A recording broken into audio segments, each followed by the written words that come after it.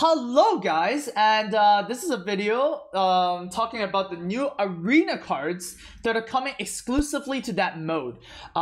Very cool because it kind of shows that Blizzard really wants to get arena specific modes and stuff. I really still want to have competitive arena, so something like rankings or even arenas in BlizzCon, for example. That would be super cool if arena mode can actually offer some tournaments and rewards. That would make it very exciting. But for now, Arena is getting a very fun update. There's going to be 9 class cards that are going to be put in the new expansion just for Arena mode. So they're going to be a little bit more powerful, I guess, and they're not going to be playably constructed. And yeah, it might affect your drafting. Alright, so let's start with Hunter. Hunter is getting the new 2-mana spell called Deadeye.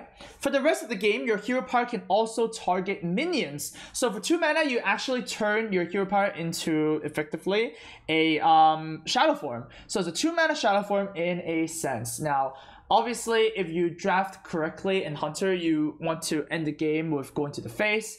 So technically speaking, you don't need to target minions if you can just end the game aggressively, right?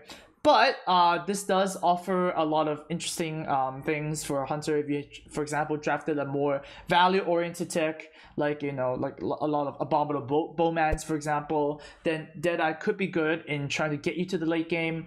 And dealing 2 damage to a minion is actually super powerful. If you can also combine that with like Grievous Bite or Explosive Shot, basically cards that deal damage to minions, then it can actually improve that by quite a bit. So yeah. This is a card that I feel that it's not that good, because if you play Hunter, you want to be aggressive, but offers another choice. So my initial impression of Deadeye is that it's maybe like a 2-star card, and the second copy is useless. So you never want to have more than 1 copy of this. Next, we got a new Mage card, 5 mana polymorph question mark. So you choose a minion and then you polymorph it into a new minion that you discover. So no longer that you only polymorph your opponent's minions, you can also polymorph your own minions, because heck, you might discover something like a Archmage Antonidas, and then it's really good, right? For 5 mana you get to get an Archmage Antonidas. So very interesting card. I think you're gonna pick this pretty often, but if you want to polymorph your opponent's minion and then all the minions are pretty good, then it's kind of like a bad devolve, right? So it's definitely a little tricky. I think you're going to use this on your own minions a little bit more than your opponent's minions, but sometimes they play a Tyrion and you can't deal with it, and then it's good to be flexible. Alright, next up we have the Blazing Longsword for Warrior. It's a 3-mana 2/3 weapon that also damages the minions next to whoever you attack. Now this is a huge upgrade over Fire War Axe, which Fire War's kind of got the nerf bad. It's a 3-mana 3/2 weapon now.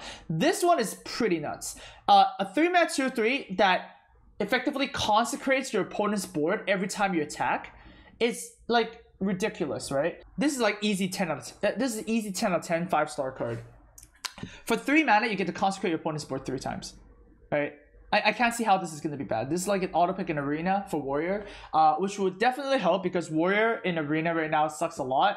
And if there are some even better Arena cards in Kobolds and Catacombs, the new expansion that comes out, then hey, Warrior in Arena might actually be a thing. Next up, we have Hand of Salvation. It's a 1-mana secret for Paladin. Is when your second minion dies in a turn, revive it. That is actually a very weird effect, since that when you revive the second minion, it actually comes back as full life, which usually Redemption doesn't, right? So I feel like that this is really powerful if your opponent doesn't know what it is, right? So I think at the start of this match, this is going to be really strong, because your opponent's just going to AoE your board, and they're not going to really figure out what their second minion is. They're not going to pretty much play around it. So a 1-mana revive any minion is going to be very powerful. But when time goes on, people know how to play around this. They're going to be killing your stronger minion first, and then your weak minion, and then it's not going to be as good. So yeah, I'm not really big on Hand of Salvation, so maybe there's just a 2-star card. Next, we have a Priest card, Generous Spirit for 3. Give a friendly minion to your opponent. Okay, so it's treasury, but on top of that, you get to draw 3 cards. So technically speaking, this is strictly better than treasury. And sometimes you can give them a shitty minion, so like a 1/1 or like a flame elemental or 1/2 that you get from like igneous elemental or whatever.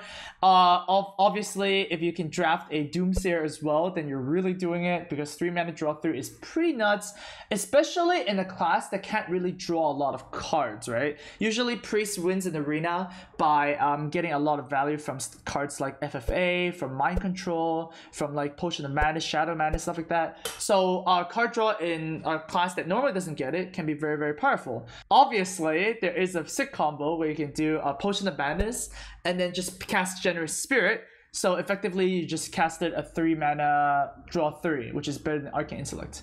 You don't get the minion back though, so it just kind of doesn't work that way. But yeah, there are some combos you can do which are kind of interesting. So I would rate this like a 3-star. I think it's reasonable. Drawing cards in priest is really good. Next, we have a roll card, Smoke Bomb.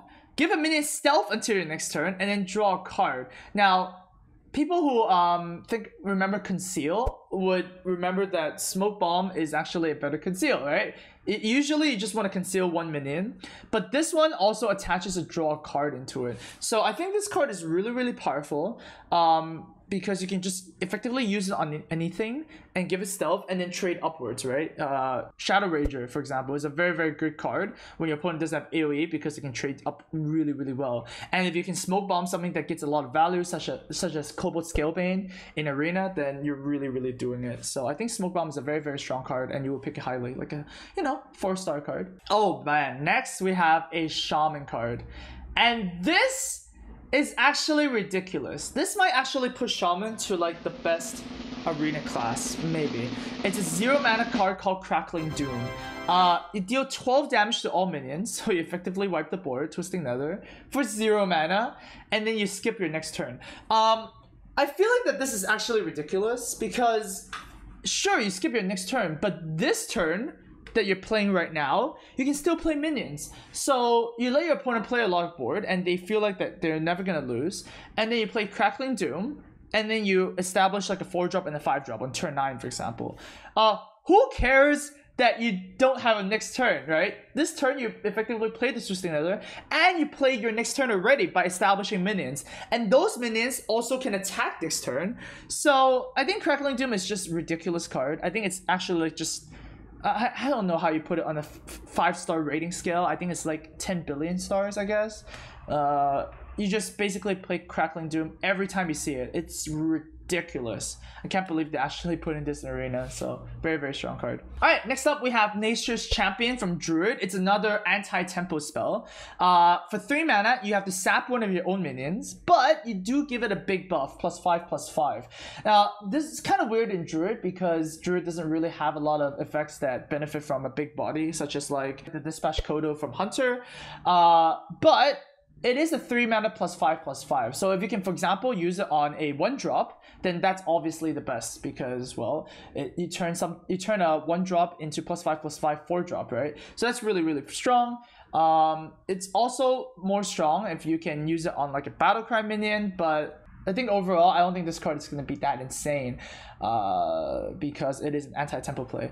Kind of like a Brewmaster, but not really, because itself is a 3 mana 0/0 that bounces something, right? So I wouldn't rate this card too highly. I'll just give it 2-star. I still think it's playable. And then finally, we have another 0 mana card from Warlock, Bottled Madness. You transform all cards in your hand into random demons. And this card is actually also ridiculous. There are so many good demons that you just randomly get and you just win the game, Despicable Dreadlord, Doomguard, Jaraxxus, Abyssal Enforcer, right? And on top of that, this does not cost you anything. It costs you 0. Sure, it's kind of like a negative card disadvantage, because, you have to spend a card for you to change all your cards, but you're playing a class that already can life tap whenever you want, right? And because all the demons have an equal chance of appearing, you can actually just win out games that you're not supposed to win, because you just get Abyssal Enforcer, and sometimes they just can't play it. And there are just some random demons like Voidwalker, which just, you can just curve out into. So I think Bottled Madness is a very strong card. I think you would pick it highly. I think multiple copies of this card is definitely a little bit worse, because, it doesn't really do much. It is more of a late game finisher, but I think the first copy is insane. So the 5 stars for the first copy. So overall, I really like the new arena cards. I think it's a very good experiment that they're doing, and I would like them to see some, you know, more arena leaderboards and more competitiveness, and maybe like, you know, just as many arena stuff they can do that they can advance, that they can make it so that it's more like constructed better. And yeah, see you guys in the arena. I'm very excited about these changes.